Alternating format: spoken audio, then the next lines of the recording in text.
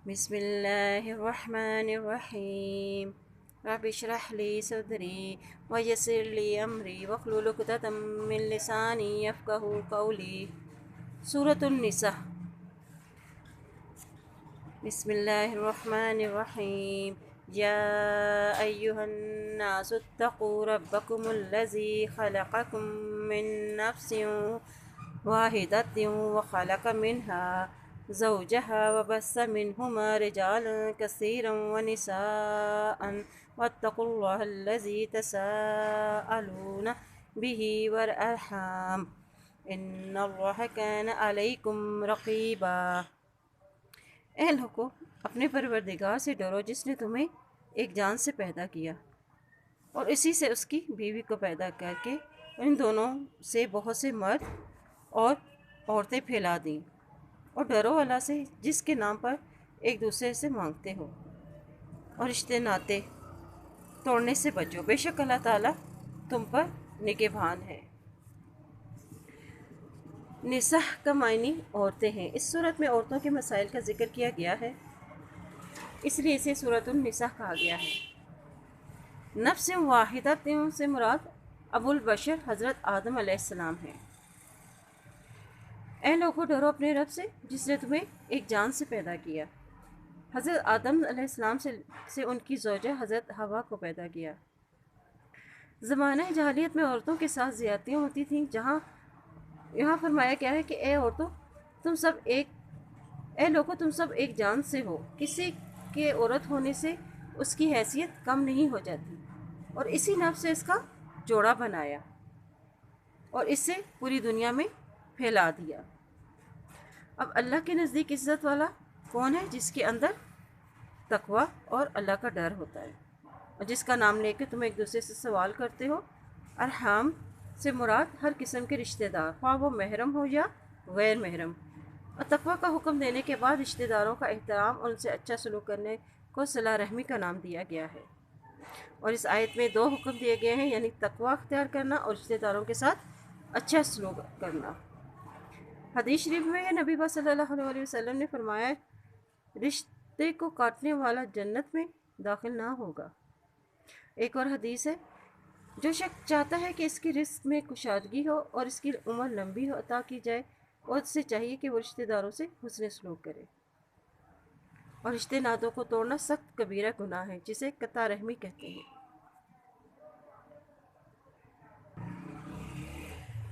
وَآتُوا الْيَتَامَىٰ أَمْوَالَهُمْ ولا تتبدلوا الخبيث بالطيب ولا تأكلوا أموالهم إلى أموالكم إنه كان حوبا كبيرا. وآتوا اليتامى أموالهم، اور یتیموں کو ان کے مال دے دو. ولا تتبدلوا الخبيث بالطيب، اور پاک اور حلال چیز کے بدلے ناپاک اور حرام چیز نہ لو. وَلَا تَأْكُلُوا أَمْوَالَهُمْ، اور نہ تم کھاؤ اپنے مالوں کو ملا کر إِلَىٰ أَمْوَالِكُمْ، طرف ان کے مال کے. إِنَّهُ كَانَ حُوبًا كَبِيرًا، اور بے شک یہ بہت بڑا گناہ ہے.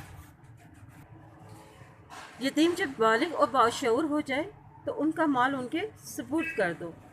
خبیث سے مراد گھٹیا چیزیں ہیں، اور طیب سے مراد عمدہ اور پاکیزہ چیزیں ہیں. اور کیسے خبیث چیزوں کو پاک چیزوں سے بدل دیتے ہیں، یعنی اچھا مال اچھی چیزیں لے کر محض گنتی پوری کرنے کے لیے اس کی جگہ آپ گھٹیا مال اور گھٹیا چیزیں اس کے بدلے میں رکھ دیں.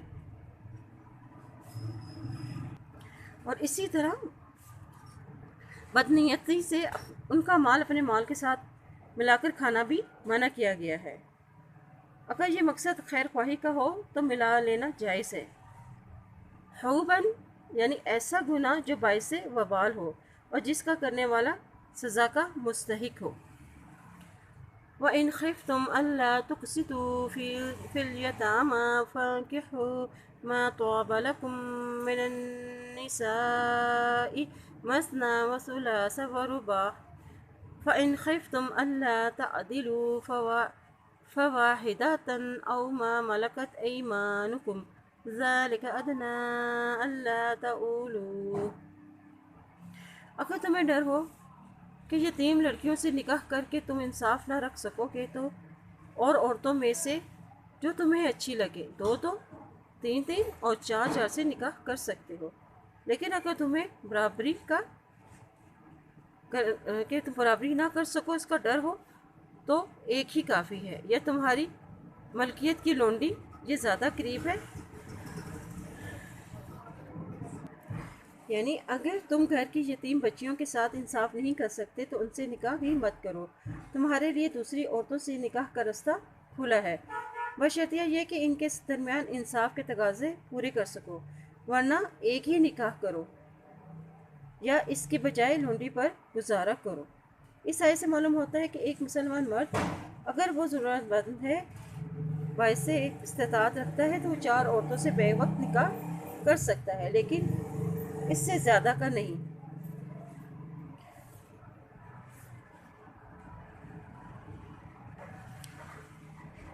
تعولو سے مراد ہے کہ تم بے انصافی نہ کرو، یعنی خاندان بڑا نہ ہو جائے کہ تم اس کا خرچہ پورا نہ کر سکو، یا ایک بیوی کی طرف جھک جاؤ کہ دوسری کو بھلا ہی دو۔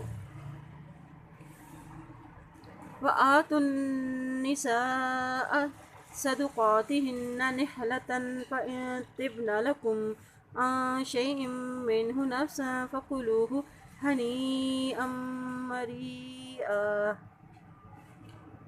اور عورتوں کو ان کے مہر خوشی سے دے دو، ہاں اگر وہ خود اپنی خوشی سے کچھ مہر چھوڑ دیں تو اسے شوق سے خوش ہو کر کھا لو۔ یعنی اب عورتوں کے ان کے مہر ان کو خوشی سے دے دو، مہر میں سے کوئی چیز اگر وہ خوشی سے دینا چاہے تو کھا سکتے ہو، لے سکتے ہو۔ اگر مرد مہر دیے بغیر مرا تو وہ مقروض ہوگا۔ اگر جائیداد تقسیم ہو تو سب سے پہلے مہر نکلے گا، پھر جائیداد تقسیم ہوگی۔ خوشی سے مہر ادا کرنے کا مطلب ہے کہ باہم رضامندی سے۔ ایسا کرنے کو کیوں کہا جا رہا ہے؟ اس لیے کہ اول تو مہر ادا ہی نہیں کیا جاتا، جو لکھوا لیا جاتا ہے آج کل کے دور میں، یا زبردستی اس کو معاف کرا لیا جاتا ہے۔ اب مہر کی ادائیگی میں کس بات کا خیال رکھنا چاہیے کہ انسان کی نیت صاف ہونی چاہیے۔ بعض اوقات مہر کی رقم اتنی لکھوا لی جاتی ہے تاکہ شوہر طلاق ہی نہ دے سکے، اور بعض اوقات عورت پر الزام لگا کر تاکہ وہ خود ہی کھلا مانگ لے تاکہ مہر کی رقم ادا نہ کرنی پڑے۔ ہنیئن یعنی پاکیزہ بغیر مشقت سے مل جائے، اور مرین جو ہضم ہو کر بدن کا حصہ بن جائے۔ پھر اگر وہ عورتیں خوش دلی سے مہر کی رقم معاف کر دیں تو تم ایسی صورت میں مال استعمال کر سکتے ہو۔ وَلَا تُؤْتُوا السُّفَهَاءَ أَمْوَالَكُمُ الَّتِي جَعَلَ اللَّهُ لَكُمْ قِيَامًا وَارْزُقُوهُمْ فِيهَا وَاكْسُوهُمْ وَقُولُوا لَهُمْ قَوْلًا مَّعْرُوفًا۔ اور نہ دو اپنا مال بیوقوفوں کو، یعنی ایسے یتیم جو ابھی نہ سمجھ ہیں، جو اپنے مال کی حفاظت نہیں کر سکتے۔ اموالکم التی جعل اللہ لکم، مال تمہارے جو اللہ نے تمہاری زندگی کو قائم رکھنے کا ذریعہ بنایا ہے، اور انہیں اس مال سے کھلاؤ، پہناؤ اور اڑاؤ، اور ان سے بھلی اور نرم بات کرو۔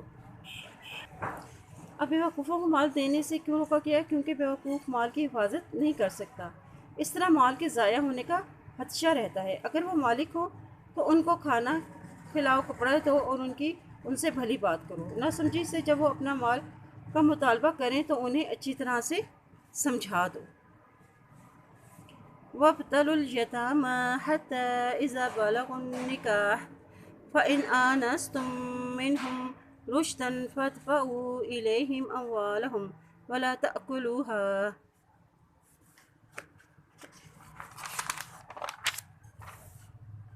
إسرافا وبدارا أن يكبروا ومن كان غنيا فليستعفف ومن كان فقيرا فليأكل بالمعروف فإذا دفعتم إليهم أموالهم فأشهدوا عليهم وكفى بالله حسيبا۔ آزمائش کرتے رہو یتیم کی، کیوں؟ یعنی ان کو تھوڑا تھوڑا مال دے کر انہیں دیکھے کہ وہ مال کے ساتھ کیا کرتے ہیں۔ حتیٰ اذا بلغ النکاح، یہاں تک کہ وہ نکاح کی عمر کو پہنچے۔ پھر اگر ان میں سے ہوشیاری ہو، یعنی وہ سمجھدار ہو جائیں اور حسن تدبیر پاؤ، تو انہیں ان کے مال ان کو سونپ دو، اور نہ تم کھاؤ ان کے مال کو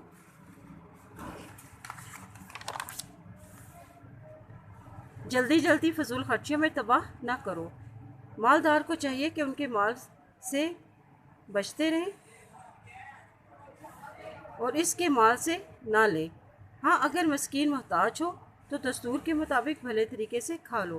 پھر جب ان کو ان کے مال سونپو تو کیا کرو؟ گواہ بنا لو، اور حساب لینے والا اللہ ہی کافی ہے۔ اب یتیم کو ان کا مال سپرد کرنے کی شرائط بتائی گئی ہیں کہ یتیم کی پہلے کیا کرو؟ اس کی آزمائش کرو، یعنی تھوڑا سا مال دے کر دیکھو کہ وہ مال کے ساتھ کیا کرتے ہیں۔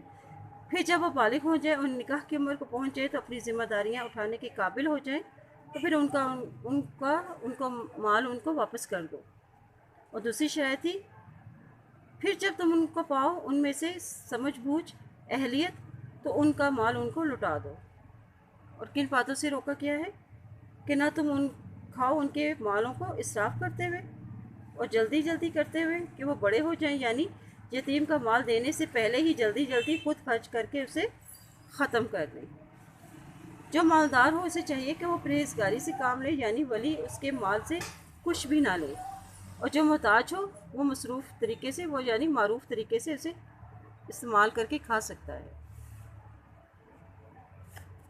اور جب تم ان کا مال ان کو دو تو ان پر گواہ بنا لو، تاکہ بعد میں یتیم یہ دعویٰ کرے کہ اسے تو کچھ بھی نہیں ملا، اور اللہ جلد حساب لینے والا ہے، یعنی بعد میں جھگڑا نہ ہو۔ للرجال نصیب مما ترک الوالدان والاقربون وللنساء نصیب مما ترک الوالدان والاقربون مما قل منه او اکثر نصیبا مفروضا۔ مردوں کے لیے حصہ ہے جو وہ چھوڑ گئے، ان کے ماں باپ اور اقارب، اور عورتوں کا بھی حصہ ہے اس میں سے جو وہ چھوڑ گئے، ان کے والدین اور اقارب، خواہ وہ مال کم ہو جائے زیادہ، اس میں حصہ مقرر کیا ہوا ہے۔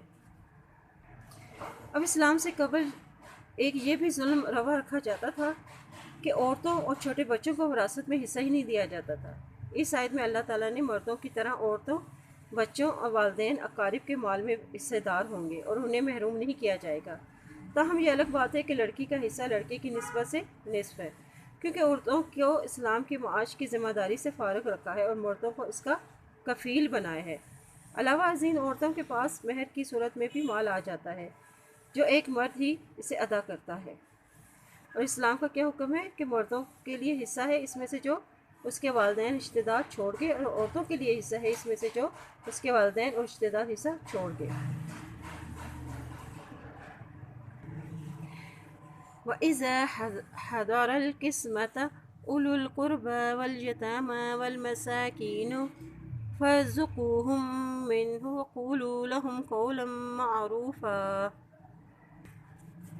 اور جب تقسیم کے وقت قرابت دار اور یتیم اور مسکین آ جائیں تو تم اس میں سے تھوڑا بہت انہیں بھی دے دو اور ان سے بھلی اور نرم بات کہو۔ یہ ایک اخلاقی بات ہے کہ امداد کے مستحق رشتہ داروں میں سے جو لوگ وراثت میں حصہ دار نہ بھی ہوں انہیں بھی تقسیم کے وقت کچھ دے دو۔ نیز اس بات سے بھی پیار و محبت کے انداز معلوم ہوتے ہیں۔ وَلْيَخْشَ الَّذِينَ لَوْ تَرَكُوا مِنْ خَلْفِهِمْ ذُرِّيَّةً ضِعَافًا خَافُوا عَلَيْهِمْ فَلْيَتَّقُوا اللَّهَ وَلْيَقُولُوا قَوْلًا سَدِيدًا۔ اور چاہیے کہ وہ اس بات سے ڈریں کہ اگر وہ خود اپنے ناتواں بچے چھوڑ جاتے جن کے ضائع ہو جانے کا ان کا اندیشہ ہوتا، یعنی اولاد ان کی کمزور ہوتی، بس چاہیے کہ اللہ سے ڈریں اور چاہیے کہ درست بات کہیں، یعنی حق کی بات اور انصاف کی بات کرنا۔ یہاں وارثوں اور یتیم سے کہا جا رہا ہے کہ تمہیں ڈر نہیں لگتا کہ اگر تم مر جاؤ گے تو تمہارے پیچھے تمہارے بچے رہ جائیں گے۔ جسے اپنی اولاد کے بارے میں ڈرتے ہو ویسے ہی دوسروں کے بارے میں بھی ڈرو۔ یتیم بچوں کے مال نہ کھاؤ اور دوسروں کے حق نہ کھاؤ، بس چاہیے کہ ڈریں اور حق کی اور انصاف کی بات کریں۔ ان الذین یأکلون اموال الیتامی ظلما انما یأکلون فی بطونہم نارا وسیصلون سعیرا۔ بے شک وہ لوگ جو یتیموں کے مال کھاتے ہیں اپنے پیٹ میں آگ بھر رہے ہیں اور وہ عنقریب ہی دوزخ میں جائیں گے۔ اور یتیم کا مال کھانے کی سزا بتائی جا رہی ہے۔ جو یتیم کا مال کھاتے ہیں بے شک وہ اپنے پیٹوں میں آگ بھر رہے ہیں، عنقریب وہ بھڑکتی ہوئی آگ میں ڈالے جائیں گے۔ اور یہ سزا کن لوگوں کے لیے ہے؟ جو یتیم کا مال ناجائز وصیت لکھواتے ہیں یا ان کے مال پر زبردستی قبضہ کرتے ہیں۔ یوصیکم اللہ فی اولادکم، اللہ تمہیں تمہاری اولادوں کے بارے میں حکم دیتا ہے، للذکر مثل حظ الانثیین، کہ ایک لڑکے کا حصہ دو لڑکیوں کے برابر ہے۔ فَإِن كُنَّ نِسَاءً فَوْقَ اثْنَتَيْنِ فَلَهُنَّ ثُلُثَا مَا تَرَكَ وَإِن كَانَتْ وَاحِدَةً فَلَهَا النِّصْفُ، اور اگر صرف لڑکیاں ہی ہوں تو اور دو سے زیادہ ہوں تو انہیں مال کا 2/3 ملے گا۔ وَلِأَبَوَيْهِ لِكُلِّ وَاحِدٍ مِّنْهُمَا السُّدُسُ مِمَّا تَرَكَ إِن كَانَ لَهُ وَلَدٌ، اور اگر ایک ہی لڑکی ہو تو اس کے لیے آدھا ہے، اور میت کے ماں باپ میں سے ہر ایک کے لیے فَإِن لَمْ يَكُن لَهُ وَلَدٌ وَوَرِثَهُ أَبَوَاهُ فَلِأُمِّهِ الثُّلُثُ، اور میت کے ماں باپ میں سے ہر ایک کے لیے اس کے چھوڑے ہوئے مال کا چھٹا حصہ ہے۔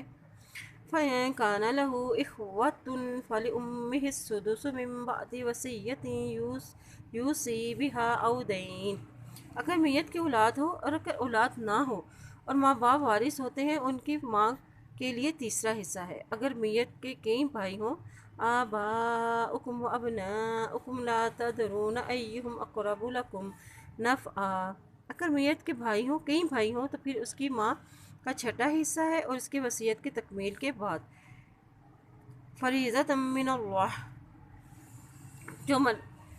ان اللہ کان علیما حکیما، اور یہ حصہ اس کی وصیت کی تکمیل کے بعد ہے جو مرنے والا کر گیا ہو، یا ادائیگی قرض کے بعد تمہارے باپ اور تمہارے بیٹے،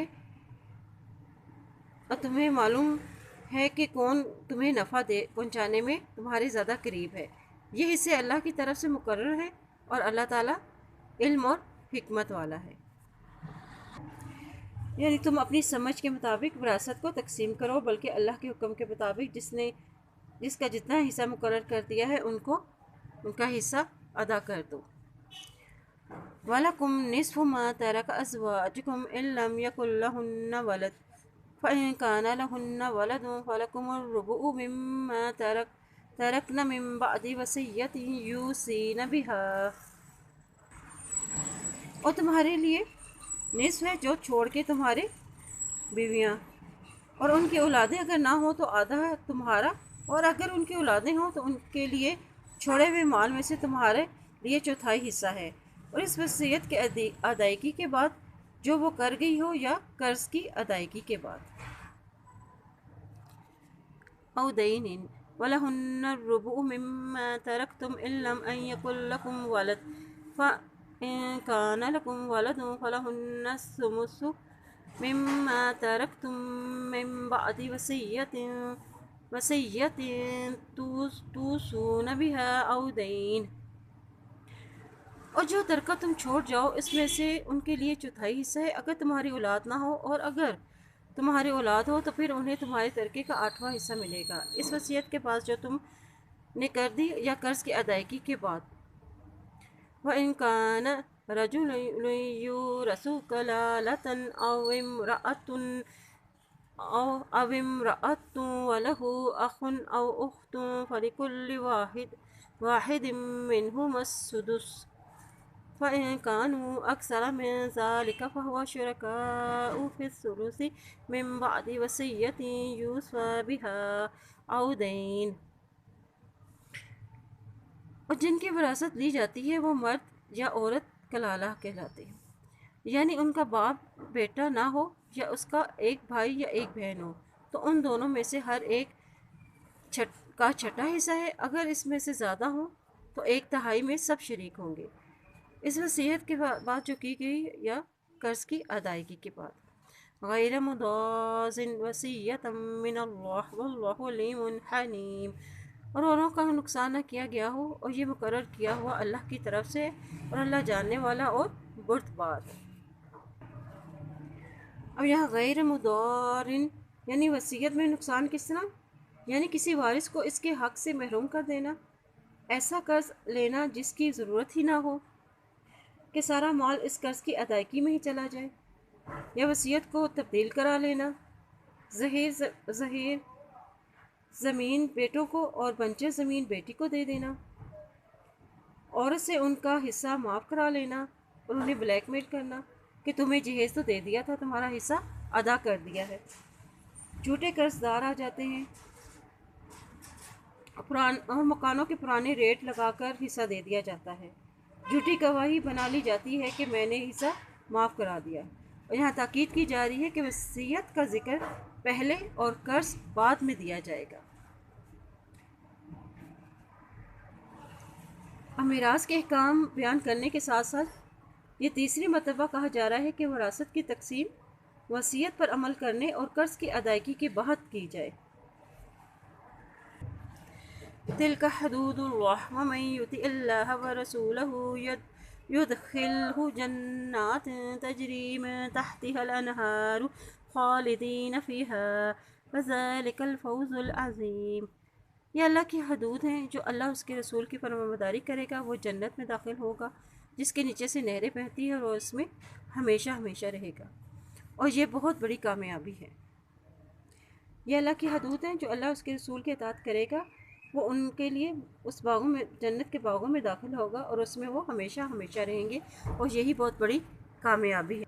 فوز العظیم یعنی بڑی کامیابی پانے کے لیے کیا کرنا ہوگا؟ اللہ اور اس کے رسول کی اطاعت کرنا ہوگی، تو اس کے بدلے میں ہمیں کیا انعام ملے گا؟ جنت، جس میں داخل کیا جائے گا، اور اس میں وہ ہمیشہ ہمیشہ رہیں گے۔ وَمَن يَعْصِ اللَّهَ وَرَسُولَهُ وَيَتَعَدَّ حُدُودَهُ يُدْخِلْهُ نَارًا خَالِدًا فِيهَا وَلَهُ عَذَابٌ مُّهِينٌ، اور جو اللہ اس کے رسول کی نافرمانی کرے گا اور اس کی مقررہ کردہ حدود سے آگے نکل جائے گا، وہ جہنم میں داخل ہوگا، اور اس کے لیے رسوا کن عذاب ہے۔ اب اس آیت میں ان لوگوں کے برعکس وہ لوگ جو اللہ اور اس کی حدود کو توڑتا ہے، وہ اس کا انجام بتایا گیا ہے کہ وہ جہنم میں آگ میں داخل کیا جائے گا، یعنی جو وراثت کی تقسیم میں اللہ کے حکم کی نافرمانی جو کرے گا اس کا انجام بتایا گیا ہے کہ اس کا ٹھکانہ آگ ہے اور اس کے لیے رسوا کن عذاب ہے۔ واللاتی یأتین الفاحشۃ من نسائکم فاستشہدوا، اور تمہاری عورتوں میں سے جو بے حیائی کا کام کرے ان پر اپنے میں سے 4 گواہ بنا لو۔ علیہن اربعۃ منکم فإن شہدوا فأمسکوہن فی البیوت حتی یتوفاہن الموت او یجعل اللہ لہن سبیلا، پھر اگر وہ گواہی دیں تو ان عورتوں کو گھروں میں قید رکھو یہاں تک کہ موت ان کی عمر کو پورا کر دے یا اللہ ان کے لیے کوئی راستہ ہی نکال دے۔ یہ بدکار عورتوں کی بدکاری کی سزا ہے جو ابتدائی اسلام میں جب کہ زنا کی سزا متعین نہیں کی گئی تھی۔ وہ عورتیں جو بے حیائی کا ارتکاب کریں تمہاری عورتوں میں سے تو ان پر ان کے خلاف 4 گواہ بنا لو، اگر وہ گواہی دے دیں تو روک لو انہیں اپنے گھروں میں، یعنی ان کا گھر سے باہر نکلنا بند کر دو یہاں تک کہ وہ فوت ہو جائے۔ اگر عورت اس گناہ میں پکڑی جائے تو اس کا گناہ کے ثبوت کے لیے 4 گواہ، اور گواہ کیسے ہوں؟ جو عاقل ہوں، بالغ ہوں، مرد مسلمان ہوں۔ اگر وہ گواہی دیتے تو وہ عورت کو گھر سے باہر نہ نکلنے دے، اور اس راستے سے مراد یعنی زنا کی وہ سزا ہے جو بعد میں مقرر کر دی گئی۔ واللذان یأتیانها منکم فآذوہما فإن تابا وأصلحا فأعرضوا عنہما ان اللہ کان توابا رحیما، اور تم میں سے 2 مرد آپس میں ایسا کام کریں یعنی بے حیائی کا تو ان کو اذیت دو، یعنی بدفعلی کا کام کرے تو انہیں اذیت دو، اور اگر وہ توبہ کر لیں اور اصلاح کر لیں تو ان سے منہ پھیر لو، بے شک اللہ تعالیٰ توبہ قبول کرنے والا اور رحم کرنے والا ہے۔ اب وہ دو لوگوں سے مراد مرد اور عورت ہے، دو مرد بھی یا دو عورتیں بھی، جو اس گناہ کا ارتکاب کریں، وہ تم میں سے مسلمانوں میں سے، یعنی ان دونوں کو اذیت دو، جسمانی طور پر ان کو مارو، پھر اگر وہ اپنے گناہوں سے پاس آ جائے اور اصلاح کر لیں تو پھر انہیں چھوڑ دیا جائے۔ یاتینہا دونوں عورتیں مراد اگر دو عورتیں باہم جسمانی تعلق قائم کریں، والزانی مراد اگر دو مرد آپس میں ایسا تعلق قائم کریں۔ اب اس کے لیے حد بتائی کی ہے کہ 100 کوڑے ہیں، حالات کے مطابق جو ہے اس کو سزا مقرر کرے۔ جب وہ توبہ کر لیں اصلاح کر لیں تو ان سے منہ موڑ لو، یعنی تم تھوڑی سزا دے کر انہیں چھوڑ دو۔ انما التوبۃ علی اللہ للذین یعملون السوء بجہالۃ ثم یتوبون من قریب فاولئک یتوب اللہ علیہم وکان اللہ علیما حکیما۔ اللہ صرف انہی لوگوں کی توبہ قبول فرماتا ہے جو بوجہ نادانی کوئی برائی کر گزرے، پھر جلد ہی اس سے باز آ جائیں اور پھر توبہ کر لیں تو اللہ تعالیٰ ان کی توبہ قبول کرتا ہے، اور اللہ تعالیٰ بڑے علم والا اور حکمت والا ہے۔ وَلَيْسَتِ التَّوْبَةُ لِلَّذِينَ يَعْمَلُونَ السَّيِّئَاتِ حَتَّى إِذَا حَضَرَ أَحَدَهُمُ الْمَوْتُ قَالَ إِنِّي تُبْتُ الْآنَ وَلَلَّذِينَ يَمُوتُونَ وَهُمْ كُفَّارٌ اولئک اعتدنا لهم عذابا علیما۔ ان کی توبہ نہیں جو برائیاں کرتے ہی چلے جاتے ہیں یہاں تک کہ ان میں سے کسی ایک کے پاس موت آ جائے تو وہ کہہ دے کہ میں نے اب توبہ کی، اور ان کی بھی توبہ قبول نہیں جو کفر کی حالت میں مر گئے۔ یہی وہ لوگ ہیں جن کے لیے ہم نے دردناک عذاب تیار کر رکھا ہے۔ یا ایھا الذین آمنوا لا یحل لکم ان ترثوا النساء کرہا، اے لوگو جو ایمان لائے ہو تم پر حلال نہیں کہ تم زبردستی عورتوں کو ورثے میں لے لو۔ ولا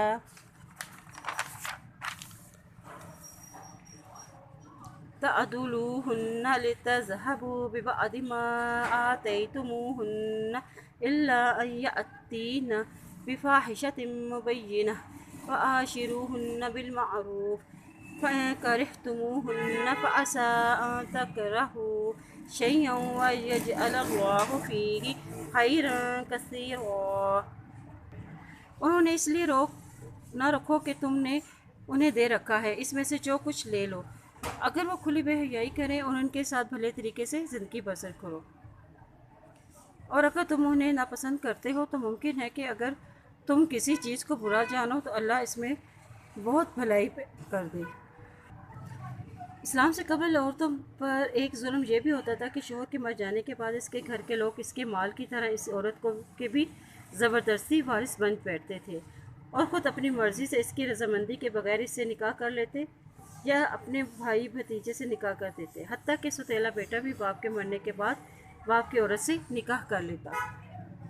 اگر چاہتے ہو تو اسے کسی بھی جگہ نکاح کرنے کی اجازت نہ دیتے۔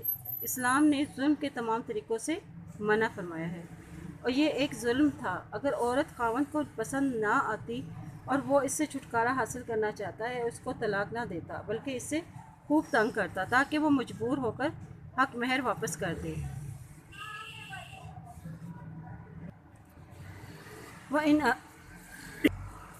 وَإِنْ أَرَدْتُمُ اسْتِبْدَالَ زَوْجٍ مَّكَانَ زَوْجٍ وَآتَيْتُمْ إِحْدَاهُنَّ قِنطَارًا فَلَا تَأْخُذُوا مِنْهُ شَيْئًا أَتَأْخُذُونَهُ بُهْتَانًا وَإِثْمًا مُّبِينًا۔ اگر تم ایک عورت بیوی کی جگہ دوسری بیوی کرنا چاہو اور ان میں سے کسی کو دے دو ڈھیروں مال تو بھی ان سے کچھ نہ لو، کیا تم ان سے ناحق اور کھلا گناہ ہوتے ہوئے بھی لے لو گے؟ یعنی الزام لگا کر اس سے مال واپس لے لو گے؟ یعنی اگر پہلی طلاق دے کے دوسری لانے کا ارادہ بھی کیا ہے تو ایسی صورت میں شوہر کے لیے حکم ہے کہ جو دے چکے ہو ان کو ڈھیر مال تو تم اس سے واپس نہیں لے سکتے، یعنی اس کو دیا ہوا مہر یا تحفے نہیں لے سکتے۔ کیا تم بہتان لگا کر واپس لو گے؟ بہتان ایسا الزام ہے جس کو سن کر کوئی شخص حیران رہ جائے، یہ کھلا گناہ ہے۔